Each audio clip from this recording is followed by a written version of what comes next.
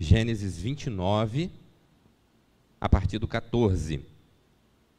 Nós vamos pensar um pouquinho hoje sobre esse amor, porque Ele me amou, é o tema de missões nacionais neste ano. E nós somos tentados a imaginar que o amor de Deus, ele não seja um amor tão grande assim. É difícil a gente falar isso, mas é o que muitas das vezes nós somos tentados a sentir. Quando estamos passando por alguma prova, por algum momento de tribulação, quando muitas das vezes parece tudo está dando errado, de fato, desconfiamos, ou pelo menos somos tentados a isso, a desconfiar de que esse amor seja um amor tão grande, como nós acabamos de ouvir e cantar aqui nessa noite. Mas nós vamos ver que não, que na realidade, o amor de Deus ele é grande mesmo, ele é maravilhoso, ele é tremendo e ele nos alcança, apesar de nós, apesar da nossa incredulidade, apesar da nossa maldade, apesar da nossa falta de, o Senhor ele nos abraça com o seu amor, e porque Ele nos amou, a gente é capaz de amar também, porque Ele nos amou, a gente conhece o que Ele é, o que Ele significa, o que Ele representa para as nossas vidas. E nós vamos ver a história de uma mulher rejeitada, uma mulher que, num contexto social, vivia o pior dos cenários, uma mulher desprezada, uma mulher quase que sem valor algum, e que talvez por algumas situações que aconteceram com ela, ela teria todos os motivos e razões humanas para imaginar que não fosse amada pelo Senhor, como muitas das vezes nós somos tentados a imaginar também, quando na verdade o inimigo de nossas almas, o diabo, tenta desfigurar, desconstruir um amor que é excelente, um amor que não falha nunca, um amor que é nos dado ainda mesmo antes de nascermos. O Senhor, em sua palavra, diz que já conhecia os nossos dias, que já prezava por nossas almas.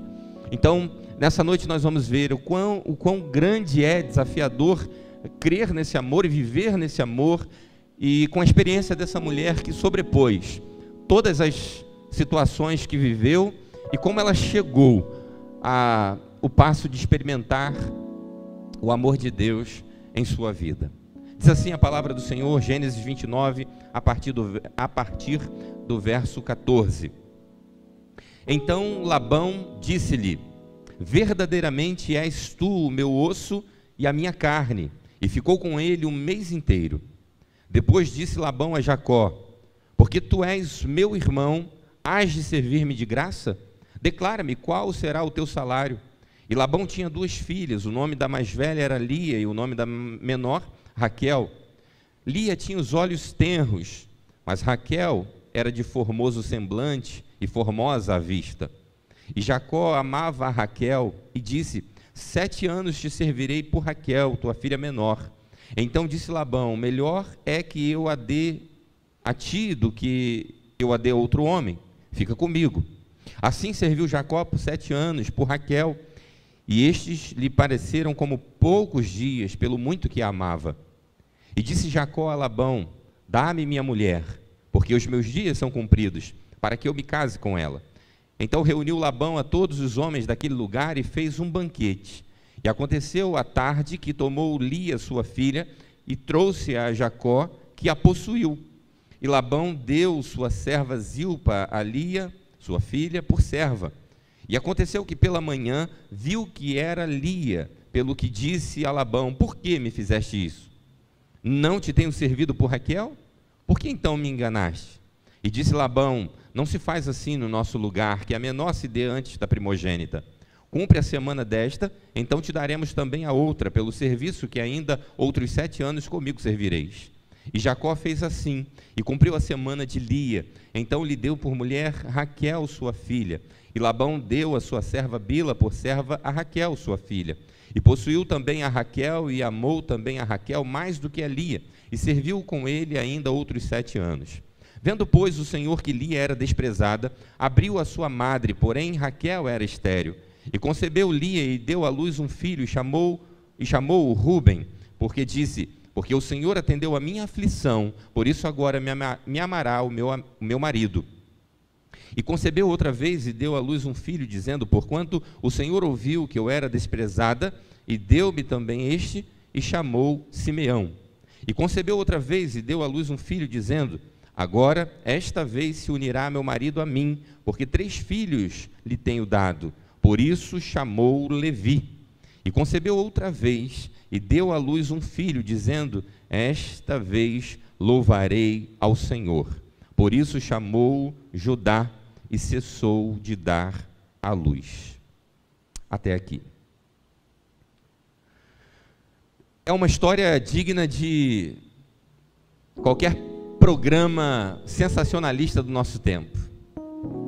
Jacó é aquele mesmo, aquele que enganou o pai, aquele que tomou a primogenitura por parte do seu irmão quando ofereceu um prato de lentilhas, aquele homem cujo nome significava suplantador, enganador, um homem que tem um nome já com o estigma do que era.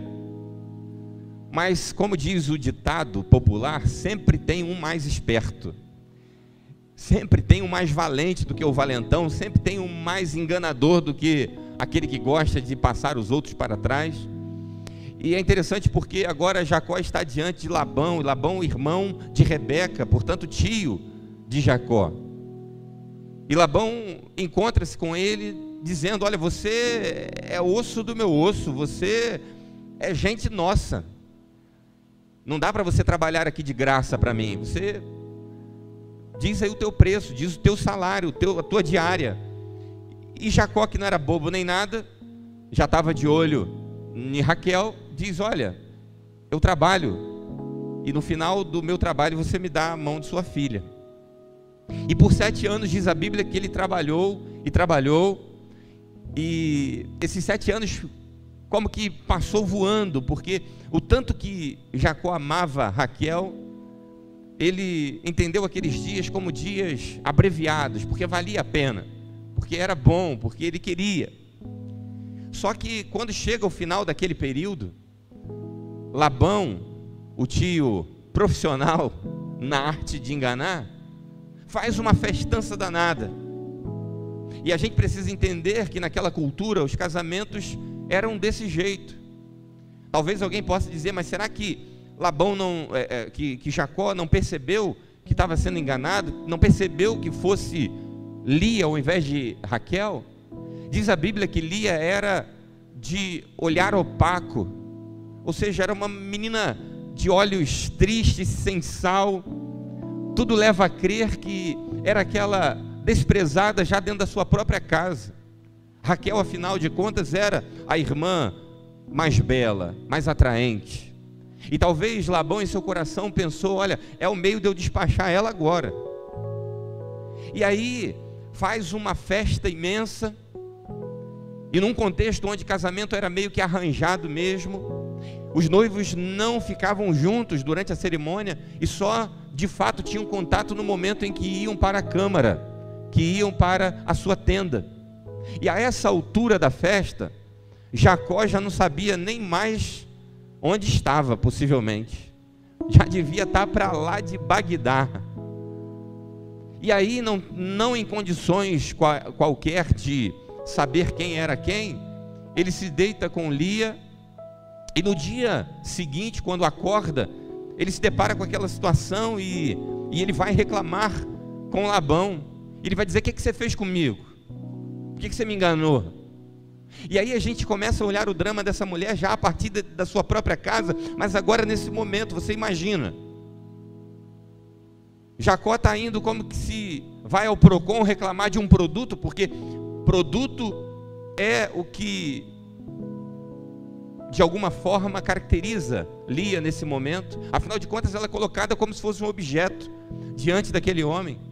E agora Jacó está ali diante de Labão dizendo: olha, não é essa que eu quero, era a outra. E Labão diz: olha, não é assim que a gente faz aqui. A mais nova não pode ser dada antes da mais velha. Então, faz o seguinte: cumpre a semana com ela. Depois de uma semana, eu te dou Raquel por mais 7 anos de trabalho. E aí, a gente vai olhando, porque a Bíblia diz que Jacó cumpre os dias. E a gente fica imaginando como que fica Lia nessa história.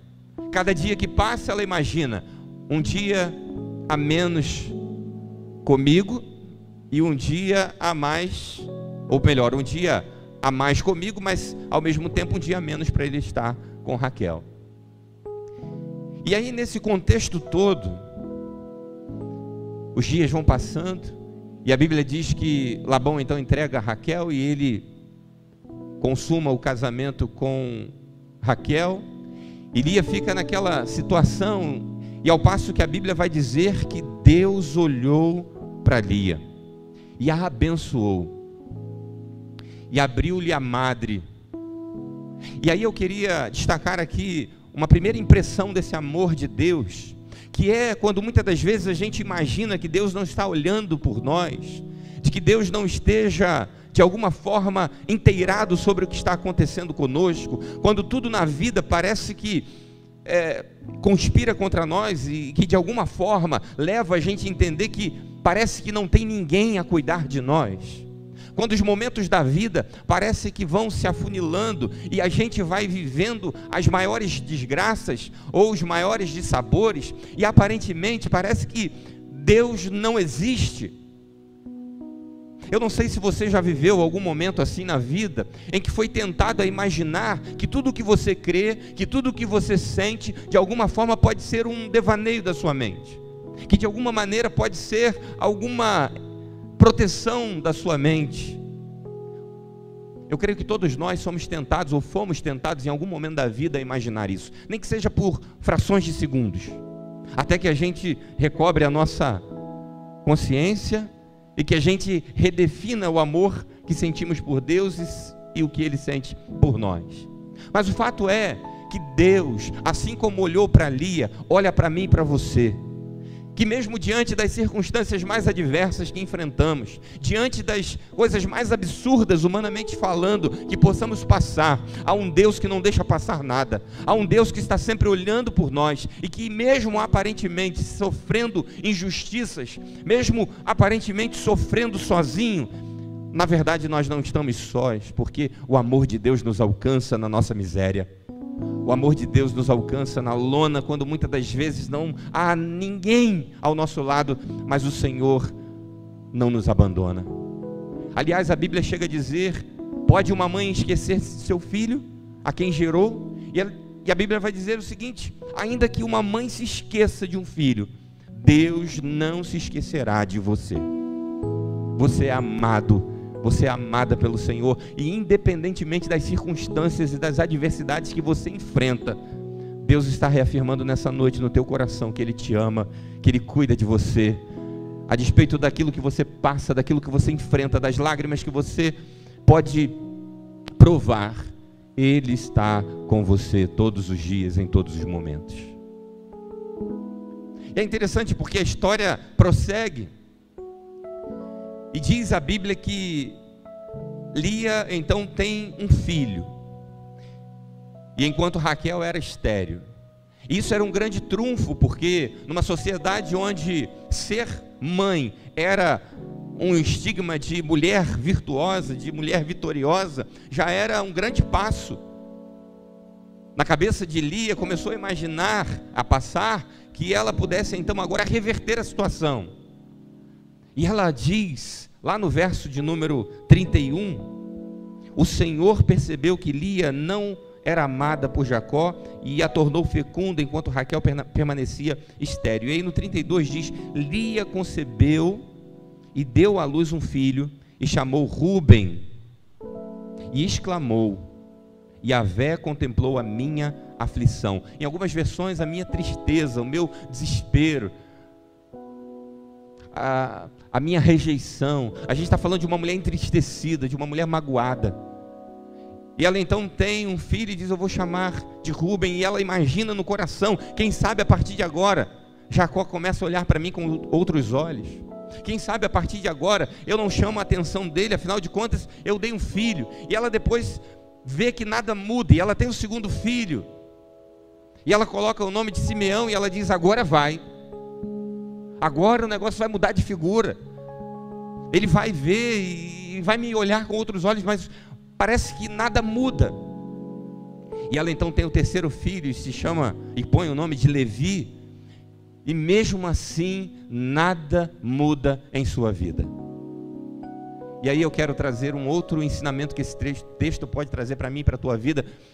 Um grande erro nosso é começar a colocar as expectativas naquilo que a gente faz, naquilo que a gente produz. Lia começa, de alguma forma, equivocadamente, imaginar que aquilo que ela estava produzindo era capaz de mudar o sentimento daquele homem por ela. E quantas vezes a gente acha que pela força do que a gente faz, a gente vai mudar alguma coisa, a gente vai experimentar uma nova realidade? Quantas vezes a gente acha que fazendo alguma coisa, e não que a gente não deva fazer, mas o grande X da questão é colocar a nossa fé naquilo que a gente faz. Porque o que a gente faz pode ser muito impressionante para os outros, para nós mesmos. O que a gente faz pode ser muito poderoso, mas há situações na vida da gente que só Deus mesmo de fato pode mudar. E aí é interessante porque há uma hora que a chave vira na mente de Lia, e ela tem o quarto filho, e ela diz: agora eu louvarei ao Senhor. E aí é o momento onde as coisas começam a mudar de dentro para fora, porque a situação era a mesma. Jacó não olhava para ela como a preferida, na verdade ela era a rejeitada. E a gente está aqui diante de um cenário que daria uma história de novela fantástica: a favorita e a rejeitada, né? O fato é que nada tinha mudado do lado de fora, mas do lado de dentro, Lia já experimentava de uma consciência nova, de que não importava o que ela estava passando, que não importava as coisas que ela estava vivendo, ela agora colocaria a sua fé e a sua esperança em Deus. E ela diz: eu o louvarei. Coisa difícil é quando a gente está diante de momentos tão cruciais na vida, de momentos tão difíceis, a gente ter a capacidade de, mesmo no lodo, mesmo na lama, conseguir louvar o Senhor. E quem sabe, por trás de alguma máscara dessa aqui, exista um coração que hoje só gostaria de poder chorar e chorar e chorar, porque tem razões para isso, mas escolheu, assim como Lia, quando virou a chave, a adorar ao Senhor e dizer: eu vou louvar a Deus. Não importa se nada aparentemente mudou, o que importa é que dentro de mim está uma consciência de que aquilo que eu posso fazer é muito pouco, mas aquilo que o meu Deus pode fazer é suficiente para me salvar.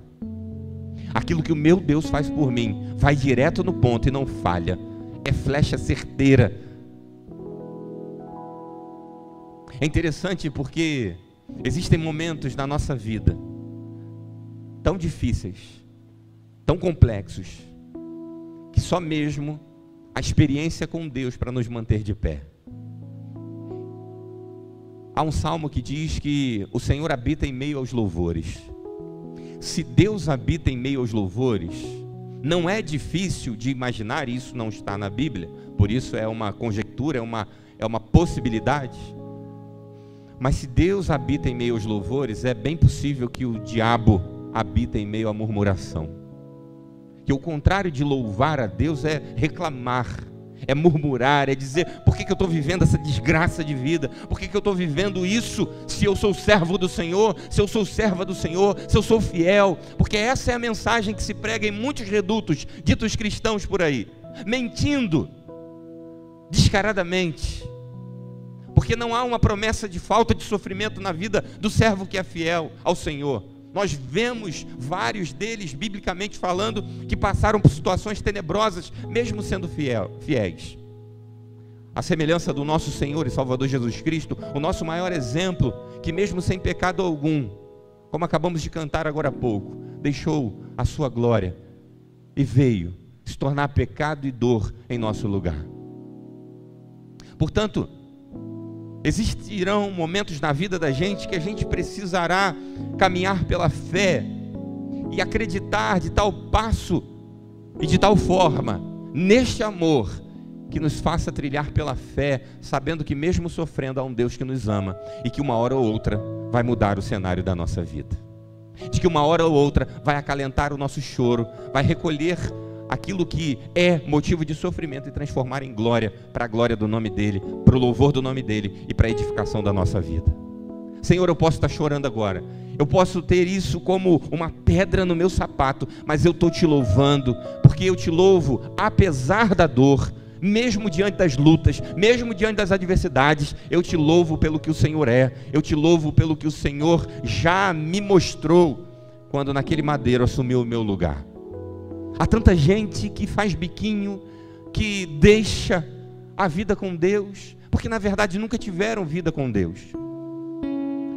Quem tem vida com Deus jamais pode viver longe dele. Você se imagina vivendo longe de Deus? Você pensa na sua vida sem Deus? Você se imagina nesse quadro? Não, jamais. A gente até fica arrepiado quando fala um negócio desse, quando imagina uma coisa dessa. Mas existem pessoas que estão, parece que a todo momento pedindo provas a Deus. Ele ensina para mim e para você que coisa boa é quando a gente para de olhar para o lado e começa a olhar para o alto. Ela estava na expectativa do que poderia vir, daquilo que ela estava produzindo, daquilo que Jacó podia retribuir em face dos filhos que ela estava gerando.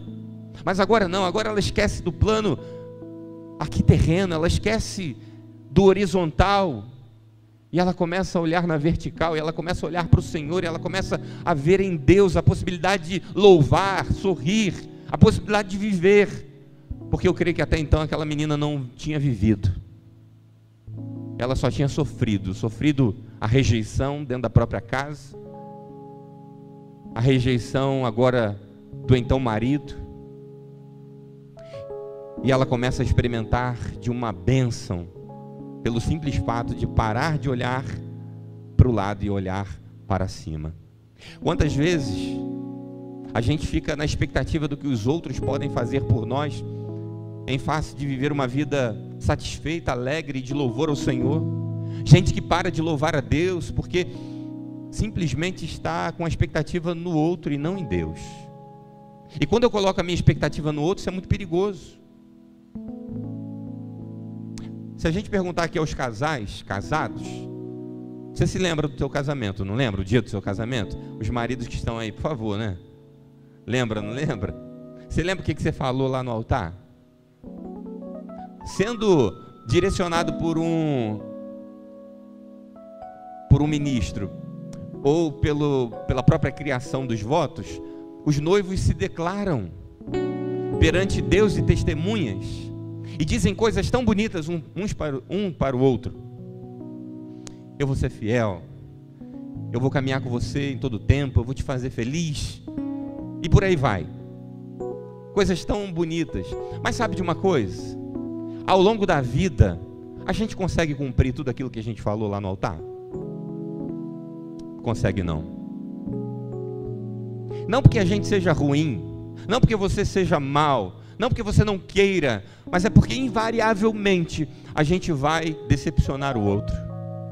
A gente não vai conseguir atingir a plenitude daquilo que até intencionalmente a gente queria, mas pela nossa limitação a gente não vai conseguir. Assim também são em todos os outros relacionamentos. A gente pode ferir, a gente pode machucar, a gente pode não alcançar a expectativa criada, mas o fato é que quando a gente para de olhar para o que os outros nos devem e começa a olhar para o que Cristo nos deu, a gente tem motivos de sobra para louvar e bendizer o nome dele, para dizer: Senhor, tu és bom, tu és maravilhoso, e apesar de tudo o que tem acontecido na minha vida, eu te louvarei. Glórias sejam dadas ao Senhor, porque o diabo não calou o teu louvor a Deus, porque mesmo passando pela prova, você continua fiel, e mesmo muitas das vezes sem forças para cantar, para louvar, para buscar ao Senhor, o Espírito Santo de Deus que habita em você tem te sustentado até o dia de hoje. Lia olha para cima, e quando a gente vê, por exemplo, um dia como hoje nublado, e se a gente imaginar aí um cenário como semana passada, daquela tempestade que sobreveio aqui, especialmente na nossa região, a gente vai para um aeroporto e entra num avião E a gente fica imaginando, esse negócio aqui não vai conseguir, não. Isso daqui não vai. Você imagina, na hora de você lá fazendo check-in, pegando ali a reta para entrar no avião, e aquele céu fechadaço, relâmpago para tudo que é lado, vento, e você fica pensando, meu Senhor. Só que quando aquele avião decola e ele transpõe aquelas nuvens, a gente chega num ambiente onde a gente percebe que o sol nunca deixou de brilhar. Existem momentos na vida da gente que está uma trovoada só, que está tudo fechado, tenebroso, mas o sol da justiça continua brilhando sobre mim e sobre você. O sol da justiça, que é Jesus de Nazaré, continua brilhando sobre nós e mantendo o nosso coração aquecido na presença dele. Ao passo que Isaías, lá no capítulo 40, vai dizer: aqueles que esperam no Senhor renovarão as suas forças, subirão como asas, como águias. E a águia tem essa capacidade de transpor as nuvens e voar em um céu tranquilo. Correrão e não se cansarão, ou andarão e não se cansarão, correrão e não se fadigarão. O que é mais fácil? Cansar andando ou correndo? Dependendo da condição física, até dormir cansa, né? Não precisa nem andar, nem correr, a gente já cansa, acorda cansado. Meu Deus, só de levar o corpo já está cansado. Ainda mais a gente que tem mochila acoplada, sabe bem o que é isso. Mas a Bíblia diz que mesmo correndo, a gente não vai se cansar, porque há uma fonte inesgotável que alimenta a nossa alma, que alimenta a nossa vida. E mesmo a gente na lona, quando vê, Deus nos põe de pé e fala: vai, filho.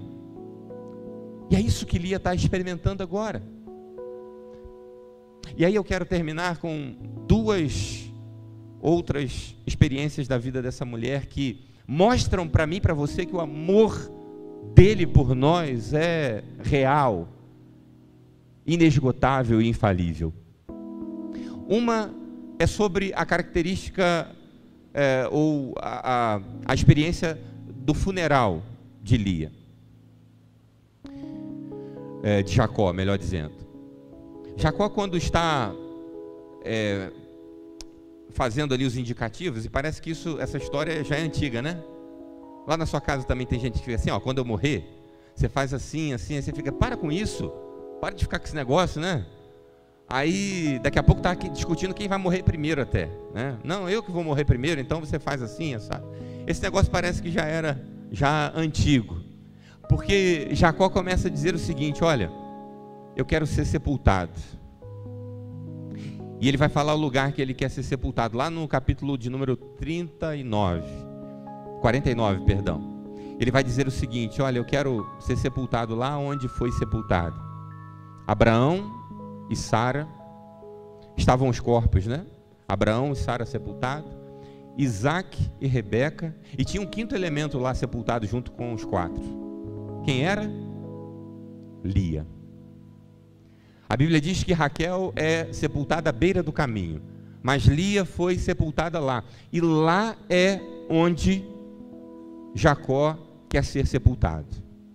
Lia não sabia, Lia não tinha noção, mas uma cultura onde a gente vê o povo hebraico tratando dos seus mortos, isso tem uma conexão importante, porque era também um evento de importância, de relevância, no sentido da relevância pessoal mesmo, da relevância que a pessoa teve. E aí, ele ser sepultado ao lado de Lia traz uma noção de honra para ela, que mesmo depois de morta e nem em vida, sabendo que isso iria acontecer, Deus estava zelando pela vida daquela mulher. Deus estava cuidando dos mínimos detalhes da vida daquela que aprendeu a louvar a Deus mesmo em meio às dores mais terríveis que um ser humano pode sentir. Às vezes a gente imagina que Deus esteja desligado, que Deus não esteja observando, mas Deus sabe e cuida dos mínimos detalhes. Eu não sei se você se lembra, você que estava aqui naquela oportunidade, mas há 3 anos atrás, pastor João Emílio esteve aqui pregando no aniversário de nossa igreja. E ele contou sobre um rapaz aqui de São Gonçalo que bateu lá em Irajá. E ele estava desfigurado, feio, fedorento, estava maltrapilho, estava totalmente desfigurado de um ser humano. E ele disse para o pastor João Emílio, com outros pastores lá naquela oportunidade, que ele estava vindo de um cemitério e que por lá tinha ficado alguns dias, tinha feito coisas horríveis, até que numa determinada noite ele tinha que cavar um túmulo para pegar determinadas partes de um corpo. E quando ele foi mexer naquele túmulo, ele escolheu um que estava mais fofo, que teoricamente seria mais fácil dele escavar, e aquele que estava com ele, como líder espiritual dele, disse assim: não, aí não. E ele, ainda que insistindo, ouviu novamente a repreensão daquele líder espiritual e disse para ele: não, aí não. E ele ficou chateado com aquilo e disse: por que aqui eu não posso? E aquele homem possesso, liderando ele, disse assim: aí tem um pastor enterrado de paletó. Eu não me esqueço disso, porque quando o pastor João Emílio vinha, ele perguntou como é que eu estaria. Ele disse: eu gosto de estar como pastor da igreja. Eu estava usando um paletó. Ele disse: por isso que é bom a gente estar até de paletó. Mas o fato é que aquele que estava ali sob influência questionou, e aquele que liderava disse: aí não, aí tem um pastor. E aí, isso aqui é irrelevante no sentido de ser pastor. Aquele era um servo de Deus, porque Deus cuida dos seus até depois da morte. Sabe, Deus é um Deus zeloso. Deus é um Deus que não se permite variar na condição de amor que tem por mim e por você. E disso você não tenha dúvidas, de que Deus está cuidando dos mínimos detalhes. Deus cuidou, e aquela mulher foi honrada, até mesmo depois de morta, quando o seu esposo, aquele que a rejeitou, aquele que a viu como uma mulher de segunda classe, segunda categoria, afinal de contas Raquel era bonita, era formosa, mas ele escolheu ser sepultado ao lado dela. E a última coisa que eu quero destacar dessa experiência de Lia é o nome do seu quarto filho. É quando a chave vira e ela diz: agora eu o louvarei.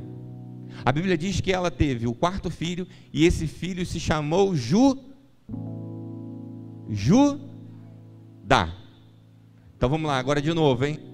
Vamos voltar aqui.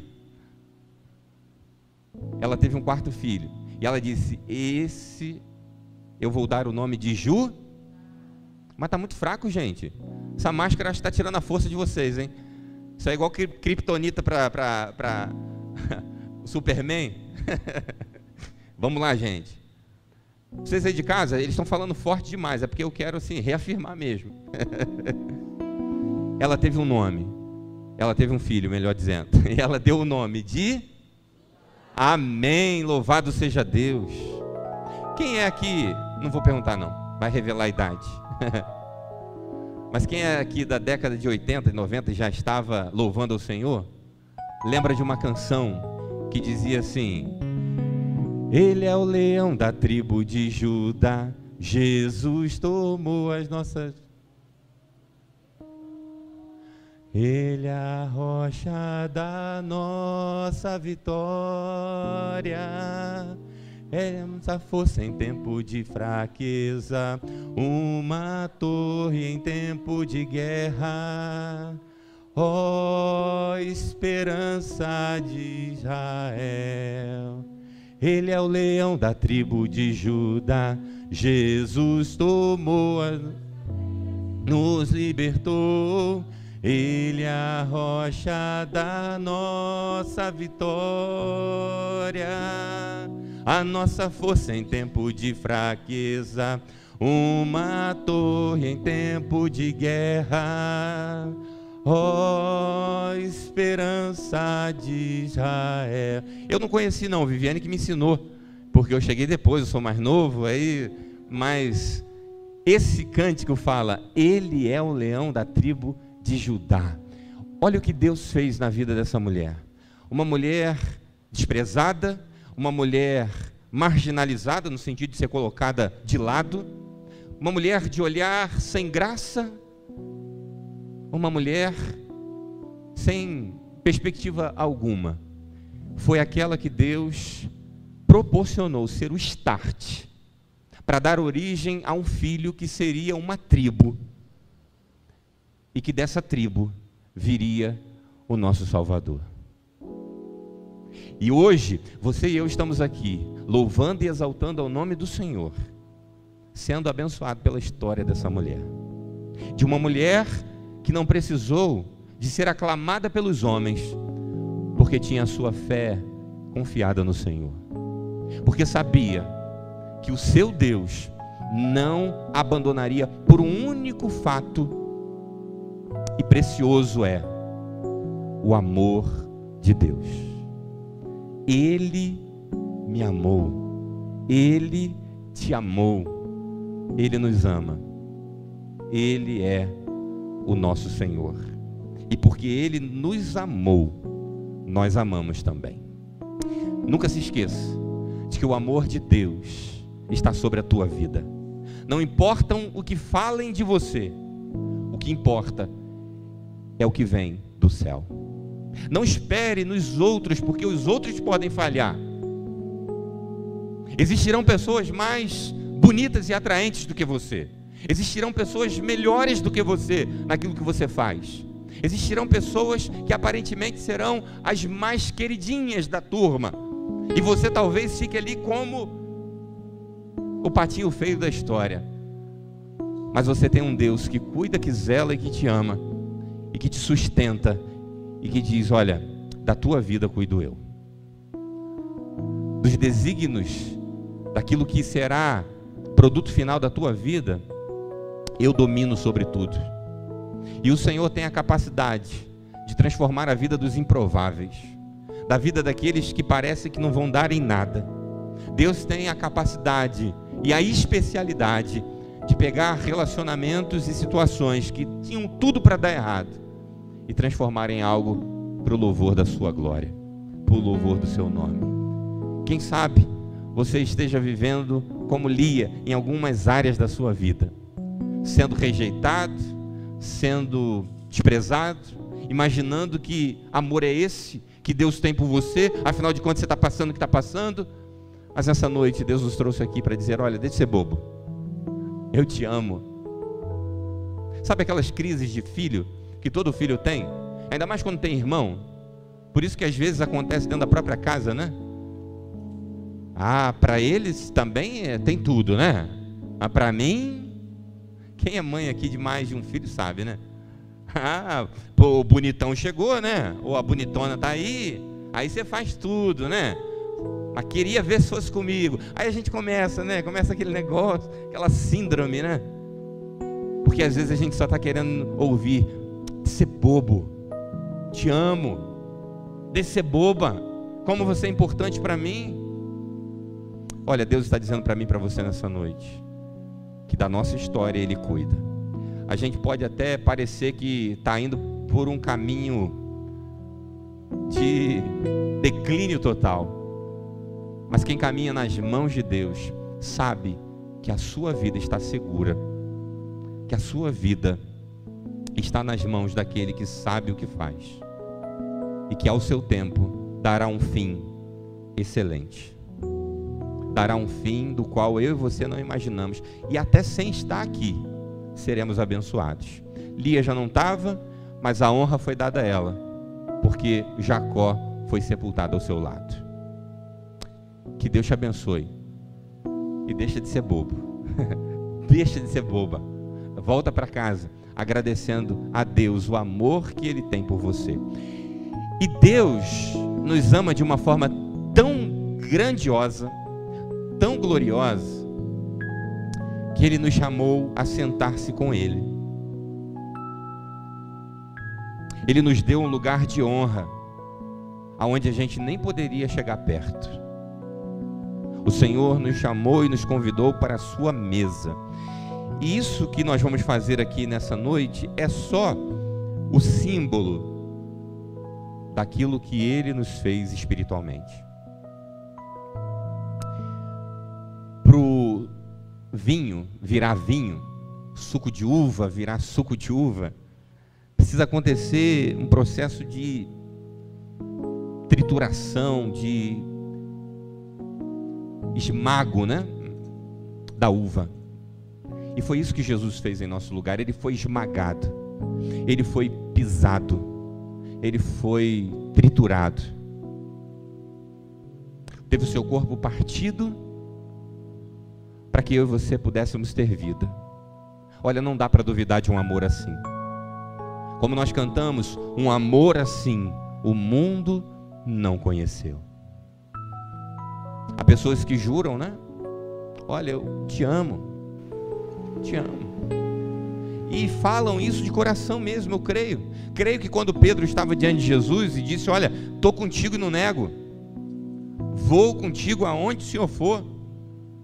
Eu não creio que Pedro estivesse ali fazendo cena, mas a hora que o negócio aperta, na hora que Pedro está diante do fio da espada, na hora que Pedro vê Jesus apanhando, sendo maltratado daquele jeito, ele tem medo. E ele volta atrás. Mas Jesus dá uma outra oportunidade e tem um encontro com ele, não para apontar o dedo, mas para dizer: Pedro, tu me amas? E Pedro, constrangido, diz: Senhor, eu te amo. Eu te amo, como se dissesse para Jesus, talvez numa intensidade muito menor do que eu achava que eu amava. Mas eu te amo, Senhor. Eu te amo. Quantas vezes a gente falha no amor com Deus e com os outros, mas o Senhor nos chamou à sua mesa e disse: olha, você parte do meu corpo, parte do meu sangue, e você vai fazer isso até o dia final, até que eu volte, porque aí quando eu voltar, a gente vai fazer isso junto lá no céu. E eu anseio tanto por esse momento. Toda ceia, aonde eu estiver, eu lembro disso. E eu fico pensando: olha, essa aqui tá boa, Senhor, mas aqui o Senhor vai ministrar aí, essa não tem igual não.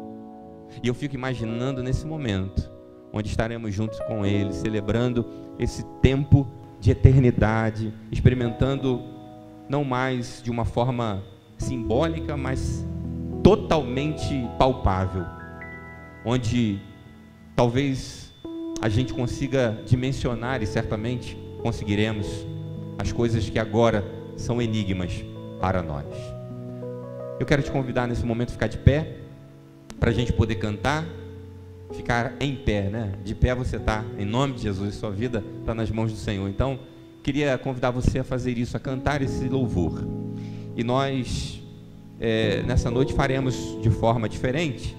Você já, quando chegou, recebeu aí o seu cálice, junto aí com o pãozinho, já preparado pelos nossos diáconos. Eu quero agradecer aqui o nosso Ministério Diaconal pelo carinho e pelo cuidado, né? E você está aí individualmente com o seu cálice, o seu pãozinho. Se você por alguma razão ficou sem e quer participar desse momento, você que está de repente nos visitando aqui e é membro de outra igreja, alguma igreja que, assim como essa, professe Jesus Cristo como Senhor único das nossas vidas, você que é batizado à semelhança do exemplo de Jesus, você que está em comunhão com a sua igreja, com o seu pastor, está aqui. Você é nosso convidado, assim também como você aí na sua casa, você aí nos acompanhando, você que foi comunicado e que preparou aí os elementos. Nesse momento nós estaremos cantando, e enquanto nós cantamos essa música, também é um tempo da gente refletir nesse amor, agradecer por esse amor, e você pode aí cuidadosamente ao longo da canção ir também destacando, para que você faça isso com muita tranquilidade, né? E depois eu vou dar um tempo aqui para o pessoal aqui da frente, para mim também, porque a gente vai fazer isso junto depois, e aqueles que estão em casa também tendo essa oportunidade no seu lar. Antes da gente cantar, eu queria orar por você que nesse momento está aí com o seu coração dizendo: Senhor, muito obrigado pelo teu amor. Eu não tenho muitas das vezes noção, ou até tenho, e tenho passado tantas coisas, e chego até em alguns momentos duvidar, ou ser tentado a duvidar do teu amor, mas o Senhor tem me mantido fiel, o Senhor tem me mantido de pé. E nessa noite, entendendo por tudo aquilo que estamos vivendo e por esse mês tão especial de campanha, onde refletimos à luz do tema Porque Ele me amou, agradecer ao Senhor por esse amor e dizer ao Senhor também nesse momento, se assim for desejo do teu coração, Senhor, me perdoa por vezes em que eu sou tentado e até chego a dar ouvidos para duvidar, ou pelo menos questionar o teu amor. Me ensina, assim como Lia, a te louvar mesmo no tempo da dor, porque eu sei que o meu tempo de vitória vai chegar, porque eu sei que o Senhor não fica devendo nada para ninguém, e a tua justiça será feita na minha vida. Vamos orar? Senhor, muito obrigado, Senhor, pelo teu amor, obrigado pelo teu cuidado, obrigado porque através da manifestação do teu sacrifício naquela cruz, nós podemos estar aqui nessa noite. Obrigado porque através do teu sangue nós fomos lavados e remidos. Obrigado, Senhor, porque não há nenhuma condenação sobre as nossas costas, sobre os nossos ombros. Se tem alguém aqui oprimido por acusações, que em nome de Jesus sejam aliviados os fardos nesta hora. Aqueles que estão acompanhando a gente pela internet, Pai, se há algum lar oprimido, algum coração entristecido, com raiz de amargura, Deus, arranca, Senhor, esse sentimento. Quem sabe alguém se sentindo desprezado até por Ti, mas nessa hora, que o Teu amor inunde esta vida, inunde este coração, e nesse ato tão especial, simbólico, mas tão profundo, nós Te louvamos por sermos inseridos num contexto onde não teríamos capacidade alguma de estar, que é sentados ao Teu lado, à Tua mesa. Obrigado, Senhor, por compartilhar da vida com cada um de nós, por fazer de cada um de nós homens e mulheres vencedores, que mesmo na luta e na dor, sabem que podem confiar em Ti. Que em nome de Jesus, o Senhor possa nessa noite aquecer o nosso coração com a Tua fé, e que saiamos daqui, Senhor, de maneira alguma abalados por aquilo que temos passado ou que vamos passar, porque nós sabemos que o Senhor reina sobre tudo, que o Senhor tem todo o poder no céu, na terra e debaixo dela. Aonde o Senhor chega, o mal tem que sair. Aonde o Senhor chega, a vergonha é transformada em honra. Aonde o Senhor chega, a injustiça é transformada em justiça. Aonde o Senhor chega, a indiferença é transformada em misericórdia. Aonde o Senhor chega, o Senhor muda a realidade. Por isso, nessa noite, que ao passo da reflexão do Teu amor e da ceia do Senhor, nós possamos sair daqui sentindo-nos amados e preservados por Tuas mãos poderosas, Tuas mãos de amor. Assim oramos, em nome de Jesus. Amém.